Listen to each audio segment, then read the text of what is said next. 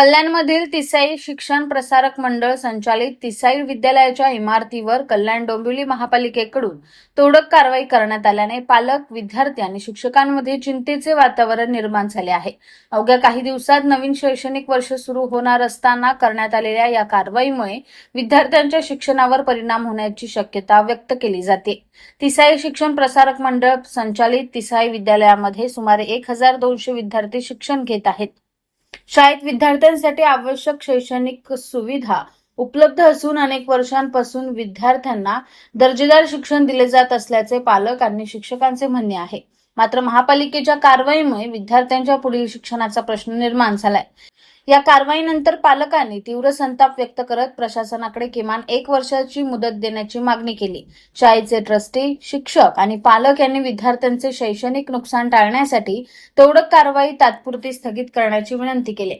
विद्यार्थ्यांच्या भवितव्याचा विचार करून मानवी दृष्टिकोनातून निर्णय घेण्याची मागणीही यावेळी करण्यात आली। दरम्यान तिसाई शिक्षण प्रसारक मंडळ संचालित तिसाई विद्यालयातील विद्यार्थ्यांचे शैक्षणिक नुकसान होऊ नये यासाठी प्रशासनाने सकारात्मक भूमिका घेत योग्य तोडगा काढावा अशी अपेक्षा पालक आणि शिक्षक वर्गाकडून व्यक्त केली जात आहे। आता या प्रकरणात कल्याण डोंबिवली महापालिका कोणता निर्णय घेणार याकडे सर्वांचे लक्ष लागले।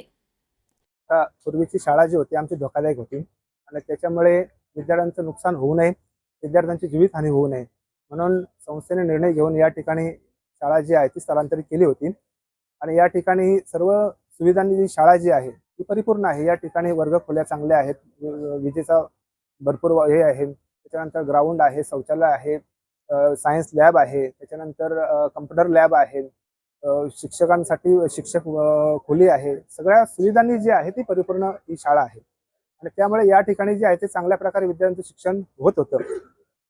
उशिरा का होईना शाळा स्थलांतराची परवानगी आपण जी आहे ती मिळवली होती आणि परंतु 2 दिवसापूर्वी कालच या ठिकाणी जे आहे ती कल्याण डोंबिवली महानगरपालिकेच्या माध्यमातून या ठिकाणावर शाळेवर कारवाई होत आहे। माझी प्रशासनाला एवढीच विनंती आहे की विद्यार्थ्यांचं हित लक्षात घेता विद्यार्थ्यांचं शैक्षणिक नुकसान होऊ नये म्हणून सदर कारवाई जी थांबवावी आणि आम्हाला सर्वांना दिलासा द्यावा ही माझी विनंती आहे सगळ्यांना हात जोडून।